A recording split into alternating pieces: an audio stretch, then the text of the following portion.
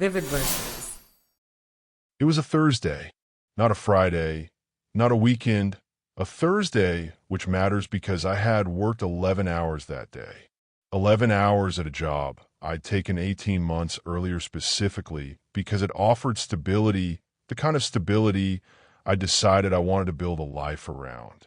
I came home that evening with dry hands and a quiet mind, the particular exhaustion of someone who has spent their whole day solving other people's problems and is genuinely at peace with that. Maya was on the couch. She'd been there since 2 in the afternoon. I knew this because she'd texted me a photo of the throw blanket I'd bought for the apartment, the one from the linen store on Clement Street that cost $47, with a caption that said "Cozy Day." I remember thinking, as I read it standing in a break room that smelled like burnt coffee, that I was glad she had a cozy day. That was the kind of man I was 6 months in, the kind who was genuinely glad. I should tell you about the 6 months. Not to establish a timeline for legal purposes, though in retrospect, that framing would have been apartment. I'm telling you because the 6 months matter the way that load-bearing walls matter. You can't understand what collapsed without understanding what was holding everything up.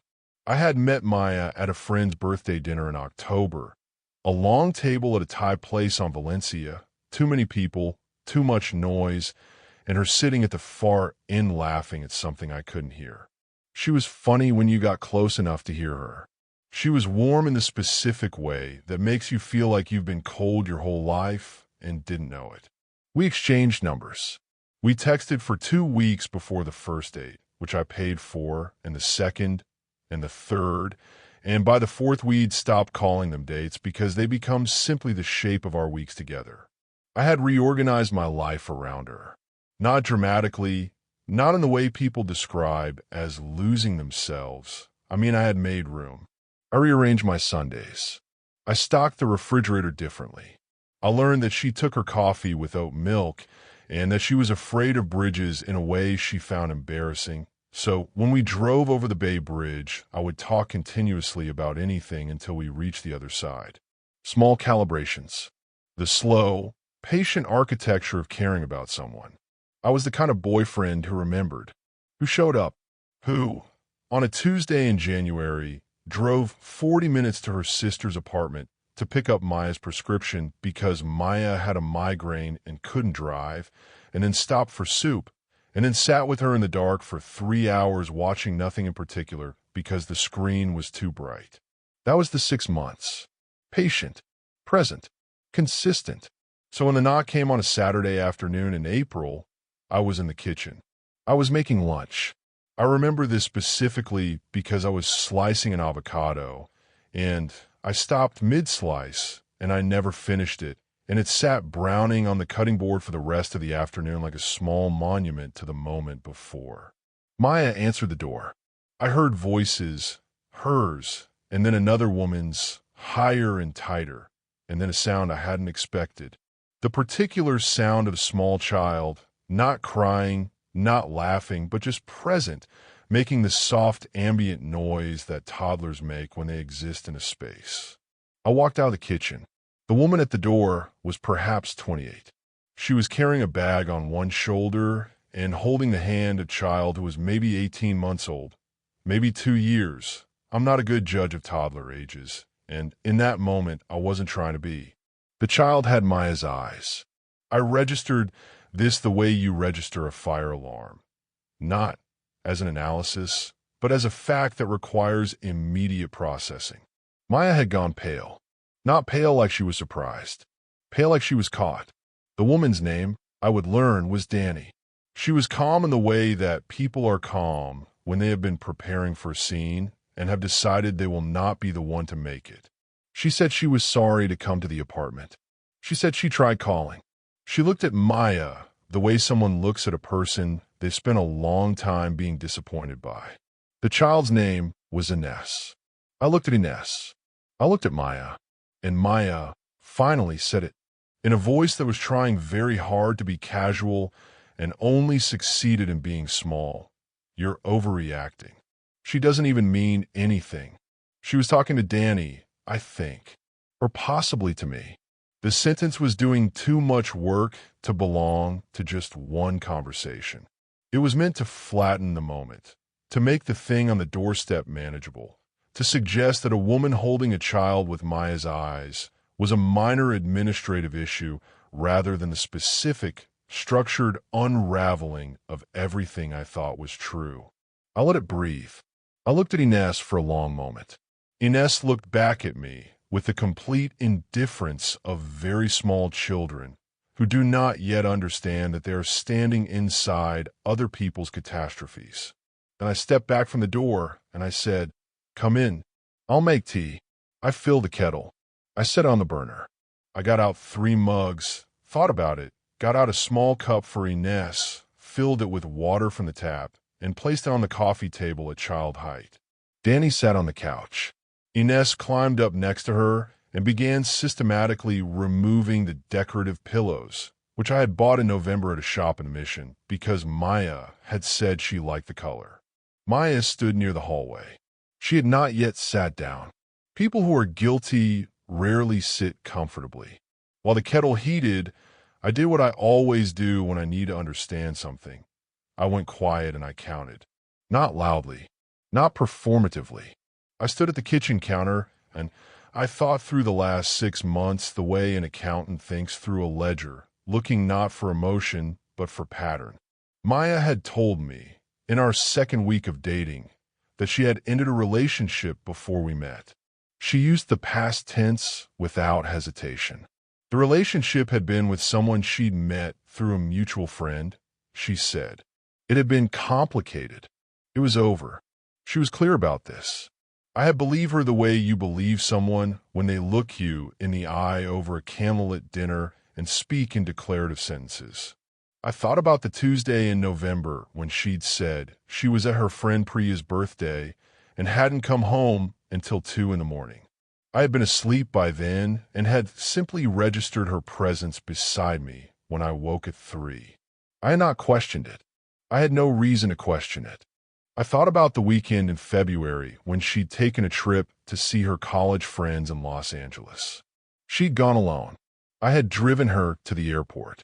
I had carried her bag to the curb. I had texted her when I thought she'd landed. I thought about the child on my couch, who appeared to be approximately 18 months old, whose conception would have placed us somewhere in the first weeks of what I had understood to be our relationship's beginning. The kettle screamed. I poured 3 mugs of tea and 1 cup of water. Here is what I knew, with the particular clarity that comes not from rage but from arithmetic. I had spent 6 months building something with someone who was simultaneously building something else. I had spent 6 months being chosen, while she was choosing continuously, and not only me.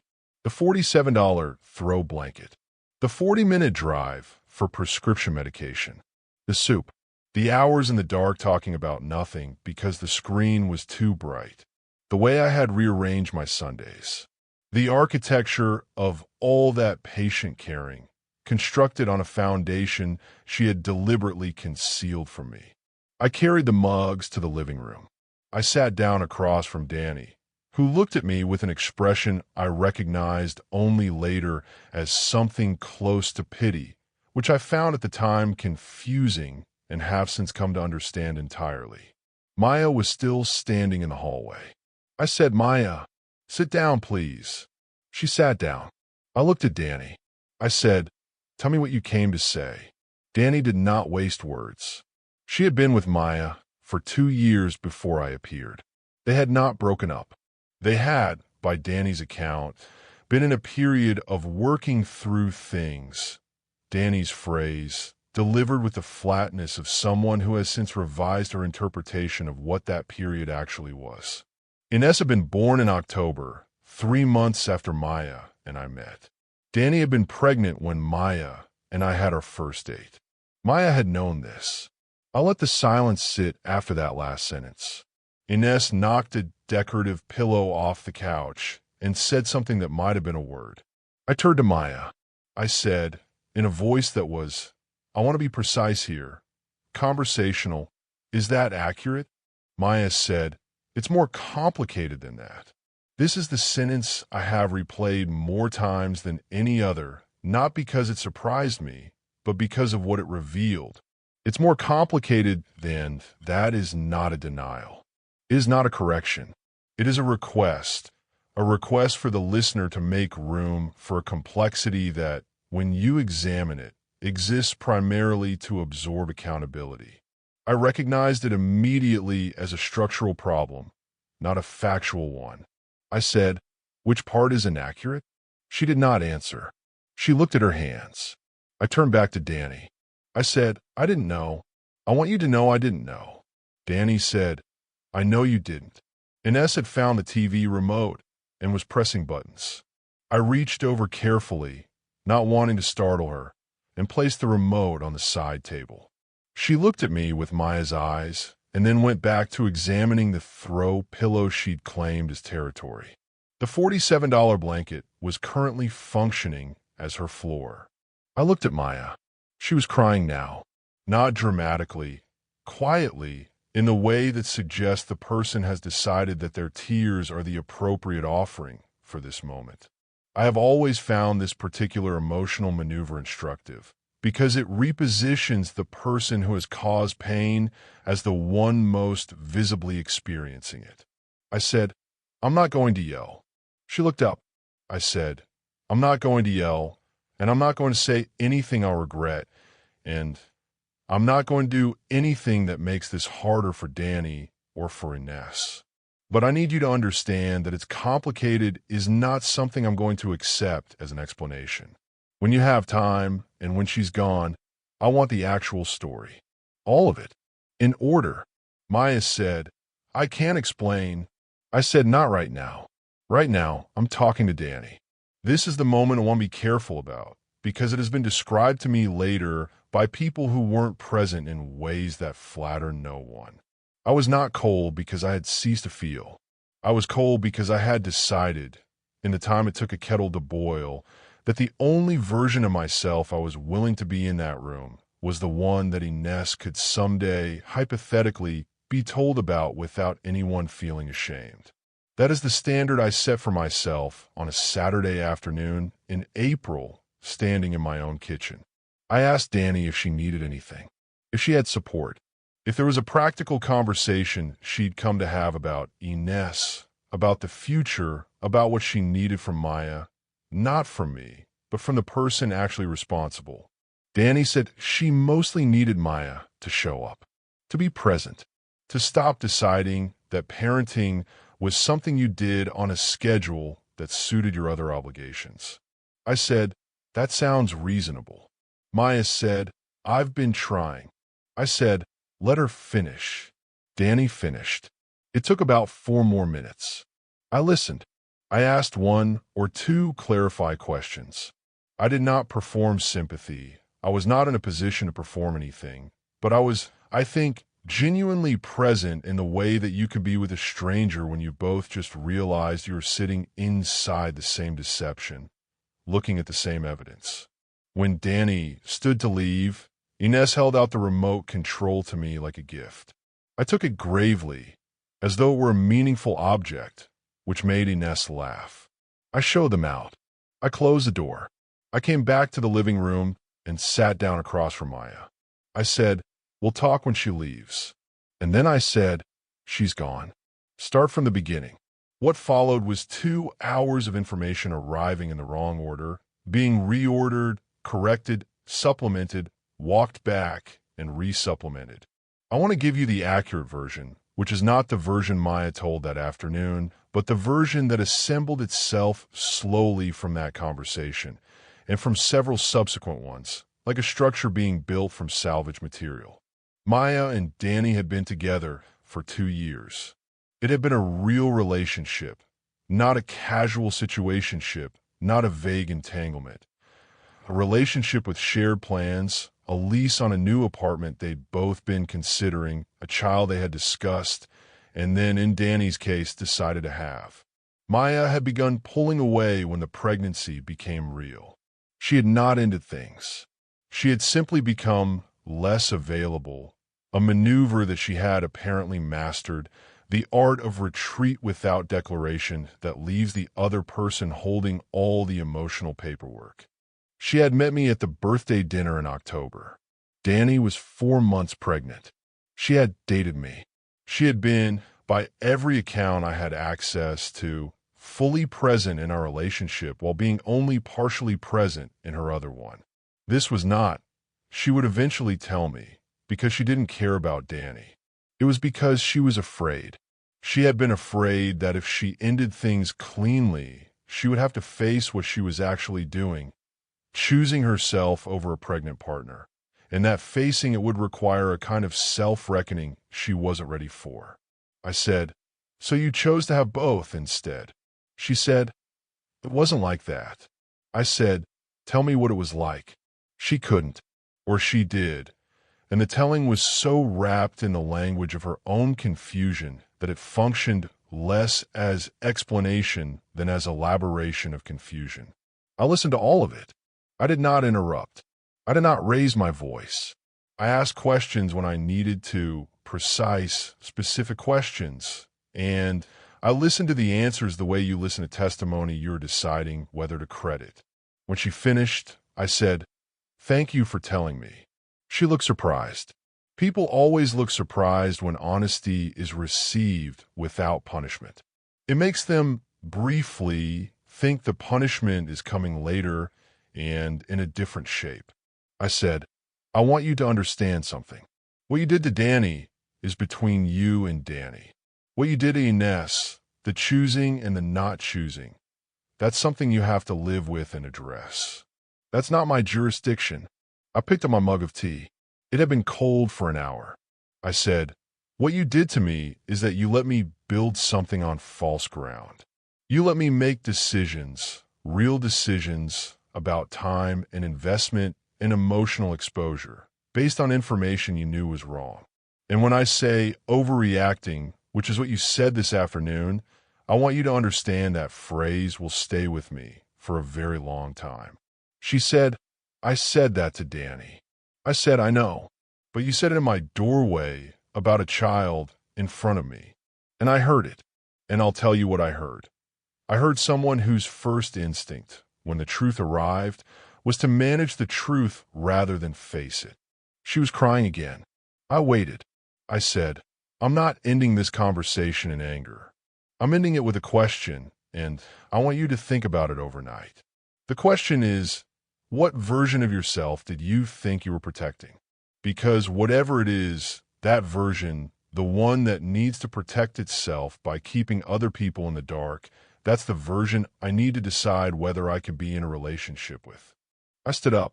I said, "I'm going to go for a walk. The apartment is yours for the next hour. When I come back, we'll figure out the practical things." I put on my coat. I walked for 45 minutes. The city was doing what it always does in April, pretending to be warmer than it is, optimistic in the way of early spring before the wind remembers itself. I was not heartbroken exactly. I was something more precise than heartbroken. I was recalibrating, adjusting slowly and methodically to a reality that had revealed itself to have different dimensions than I believed. The avocado was still on the cutting board when I got home. I threw it away. The following 2 weeks were social. I don't mean they were pleasant. I mean that the information, as it tends to do, moved through the network of people who knew us, and as it moved, it changed shape, and the shapes it arrived and told me a great deal about everyone involved. Priya called me first. Priya was Maya's closest friend, a woman I had always liked for her directness, which turned out in this instance to be a more complicated quality than I'd given it credit for. She said, "I think you need to hear her out. She was in a really hard place." I said, "Did she tell you what she said when Danny knocked on the door?"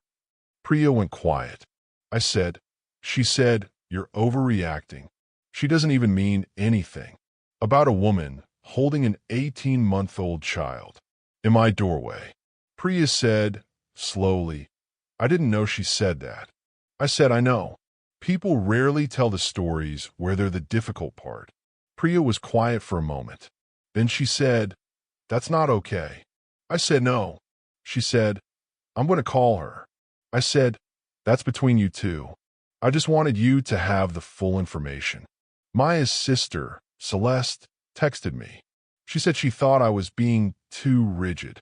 She said Maya had a complicated history with commitment and that I should try to understand where she was coming from. She used the word complicated 3 times in 4 sentences, which I noted as a family pattern. I texted back, did she tell you that she was still in a relationship with Danny when we started dating? That Danny was pregnant at the time. 3 hours passed. Celeste texted, she told me some of it. I said, ask her the rest.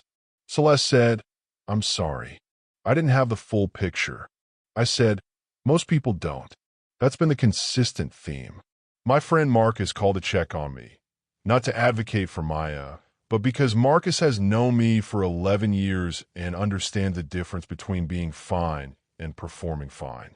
He said, how are you actually doing? I said, I'm clear. I'm not sure what I'm going to do yet, but I'm clear. He said, what does clear mean? I said, it means I know exactly what happened, and I know exactly what I'm deciding between, and I'm not confused about any of it. The clarity is the only part that's uncomplicated. He said, that sounds like you. I said, she said you're overreacting. She doesn't even mean anything, Marcus. About a toddler. As an instinct. As the first sentence out of her mouth. He was quiet. He said, yeah, that tells you something. I said, it tells you a lot. The moment that mattered most came on a Wednesday, 10 days after the Saturday in April. Danny called me. I was surprised by this. I had expected to be, at most, a peripheral figure in whatever came next for her, someone she would be politely indifferent to from a necessary distance. Instead, she called, and she said something that I have thought about many times since. She said, I need you to know that Maya told me about you. Not your name, not the details, but she mentioned someone new. About a month after you two started. She made it sound like it wasn't serious. I said, I see. She said, I don't think she's a bad person. I want to be accurate about that. I think she's someone who hasn't learned how to stop running from things long enough to understand the damage the running causes. I said, that's a generous interpretation. She said, I have a child with her. I have to find the generous interpretation. But I wanted you to know, for whatever it's worth, that you did everything right. From where I was standing, you did everything right. I didn't know what to do with that exactly. I still don't entirely, but I held it carefully the way you hold something that is simultaneously comforting and devastating. I said, how is Ines? She said, she's asking for the man who took the remote control very seriously. I laughed, genuinely, for the first time in 10 days. The last conversation in the tribunal was with Maya's friend group collectively, a dinner I hadn't planned to attend but found myself at because Maya had asked and I had said yes because I was not yet at the point of avoiding the discomfort of shared rooms. There were 4 of them, plus Maya, plus me, plus the information distributed unevenly across the table like a meal where some plates are full and some are not. By the end of the dinner, Maya had been quiet for an hour. Her friend Rosario, who I had met perhaps twice, who owed me nothing, said, across the table, to no one in particular, she should have told you. That's just the truth. She should have told you from the beginning. No one disagreed. Maya looked at her plate. I said nothing. I didn't need to. Rosario had just said, in one plain sentence, what every version of every conversation I'd had for 10 days had been slowly arriving at. You could paper a room with the diplomatic evasions and still, when you strip them off, find that sentence underneath. She should have told you. That's just the truth. What happened next was not slow. I have heard people describe personal transformations as the work of years, and perhaps for some things that is accurate. But there is a specific kind of reckoning that arrives when a person is confronted not only by the fact of what they've done, but by the reflection of it in every face they trust. Maya was not transformed by my disappointment alone. She was transformed, and I use that word carefully, fully aware of its weight, by the accumulation, Danny's steadiness, Inez's existence, Rosario's plain sentence, Priya's phone call, her sister's silence, and the 11-hour Thursday man who made tea and waited. Within 2 weeks, she had done the following. She called Danny and scheduled consistent time with Inez. Not reactive time, not guilt-driven time, but a real structure written down and committed to a Tuesday and a Saturday every week. She did not miss a single one in the following month.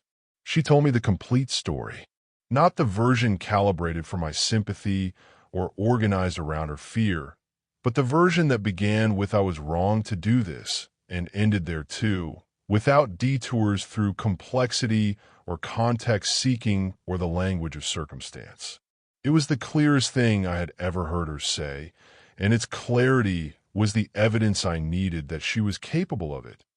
That beneath the running, beneath the habit of managed partial truth, there was someone who could stop and stand still and account for herself. She called her sister Celeste and corrected the record. She told the full version.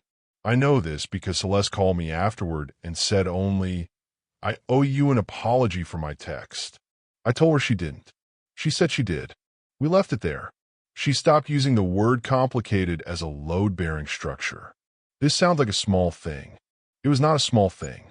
Every time she began a sentence with its complicated and then caught herself and rebuilt the sentence with actual words, actual facts, actual acknowledgement, that was work. Specific, daily, non-performative work.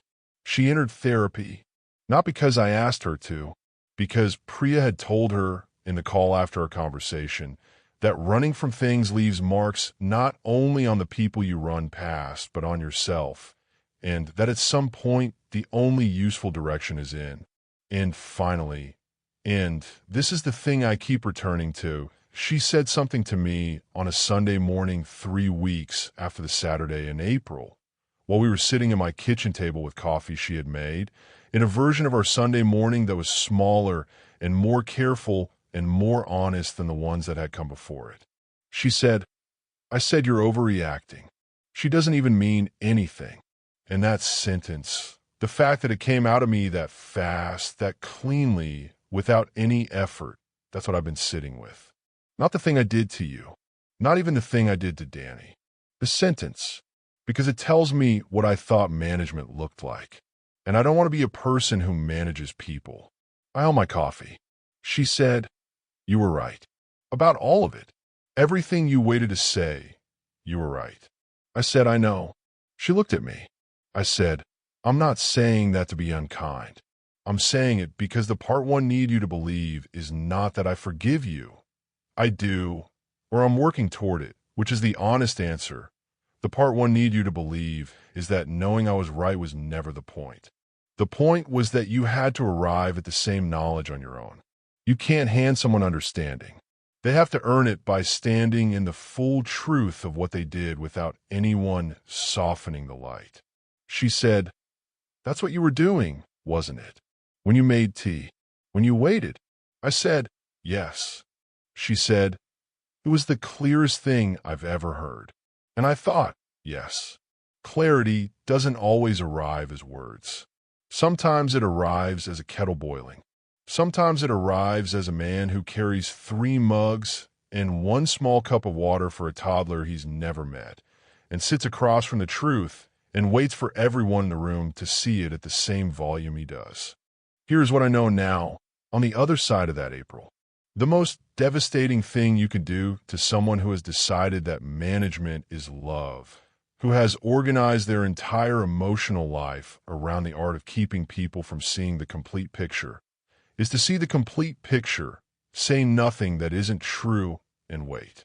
Not because waiting is power, not because silence is a weapon, though people will tell you it is. Because waiting, when it is genuinely patient and genuinely clear-eyed and genuinely without cruelty, does the thing that no confrontation can do. It gives the other person nowhere to put their version of the story except next to the truth, where it simply cannot survive the comparison. She said you're overreacting.